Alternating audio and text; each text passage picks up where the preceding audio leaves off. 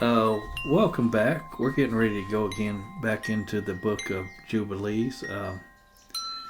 This time we are going to go into chapter 1 of that book, and it'll be read from the Ethiopian Bible in English. Chapter 1. In the first year following the exodus of the Israelites from Egypt, on the 16th day of the third month, Moses ascended Mount Sinai. The Lord summoned him from within the cloud, declaring, "Come up to me on the mountain. I shall present to you 2 stone tablets inscribed with my laws and decrees, written by my own hand for you to instruct the people." Moses obeyed and climbed to meet the Lord. The mountain was covered by the divine cloud, and for 6 days it remained concealed.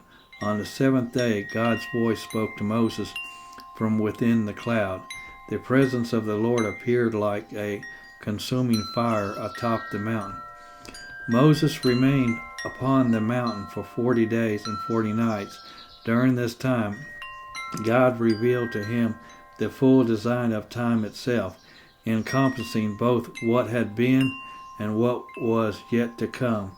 In accordance with his law and testimony, the Lord commanded, "Attend carefully to every word I declare to you on this mountain. Record them in a scroll so that future generations may understand that though they break the covenant I made with you and your descendants, I will not utterly abandon them. When they violate the covenant established with them, I will turn my face away, and they shall be delivered into the hands of foreign nations, suffering captivity, plunder, and desolation. I will drive them from their land and scatter them among distant peoples. They will forsake my entire law, disregard my commands and judgments, and stray from observing the new moon, Sabbaths, appointed feasts, jubilees, and statutes. They will serve powerless gods incapable of delivering them. They shall fall into disgrace and moral corruption. I will send my messengers to bear witness against them, but they will reject their words. Some will even slay my servants and persecute those who uphold my law, forgetting my commands entirely. They will persist in evil before me. I will hide my face and surrender them to destruction at the hands of foreign nations. Yet I will still remember my covenant and will not annihilate them completely. In time I will gather them once more from every nation. When they seek me with sincerity, I will pour out upon them an abundance of peace and righteousness. With all my heart and soul, I will restore them to the land of their ancestors. They shall become a blessing, not a curse. They will be the head and not the tail. My sanctuary shall dwell among them. I will abide with them. I will be their God, and they shall be my people, walking in truth and righteousness. I will never abandon them nor reject them, for I am the Lord their God. Moses bowed and prayed, "O Lord, do not forsake your people, your inheritance. Do not hand them over to error or to enemies who would lead them into sin. Lord, may your mercy rise upon them.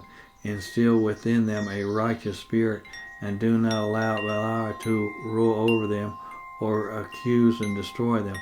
They are your people whom you rescued from Egypt by great signs and mighty power.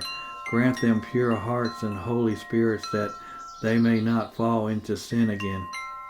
The Lord answered, "I know their rebellious ways, their stubborn hearts, and their evil thoughts. They will not obey until they acknowledge both their own sins and the sins of their ancestors. Then they will turn to me wholeheartedly, and I will gather them from every nation. When they seek me with all their heart and soul, I will reveal my sanctuary to them. I will bless you, fill you with my spirit of truth, and command you to write all these words today. I know their stubbornness even before I bring them into the land I had promised to Abraham, Isaac, and Jacob, a land flowing with milk and honey.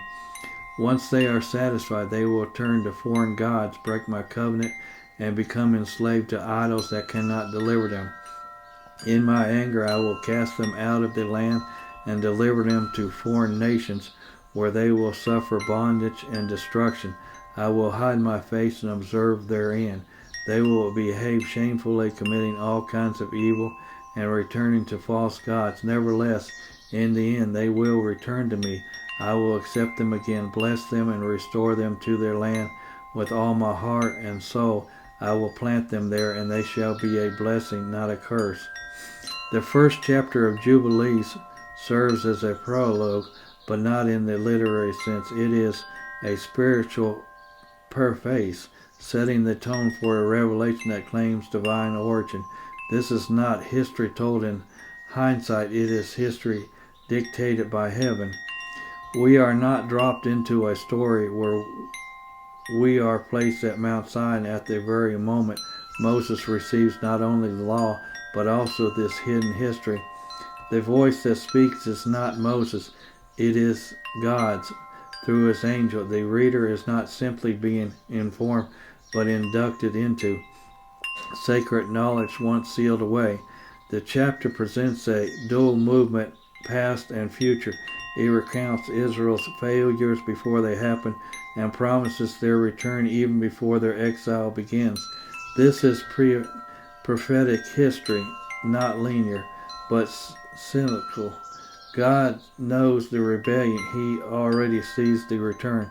Two themes dominate: remembrance and restoration. The people will forget. This is inevitable. They will break the covenant, fall into idolatry, forget the Sabbath, even kill the prophets.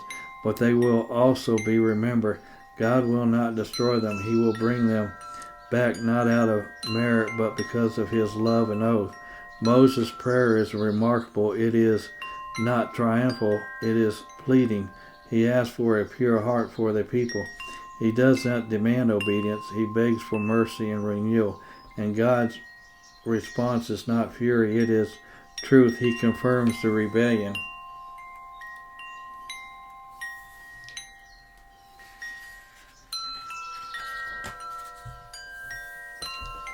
Yet ends with a promise: I shall plant them again with all my heart and all my soul. This is not a God of policy. This is a God of conventional passion. Covenantal passion. What makes this chapter different from Genesis or Exodus is its transparency. Nothing is left to unfold. The drama of salvation is laid bare, including its failures, and yet its ending is not tragedy but hope. It is this hope, the hope that history itself bends towards reconciliation, that becomes the pulse of the entire book. This was chapter 1 with this extra explanation. But this was chapter 1 out of the book of Jubilees, once again read from the Ethiopian Bible that was in English, or a subscript of the Ethiopian Bible, not a complete one, unlike what the title says. But this is Jubilee chapter 1, read from the Ethiopian Bible.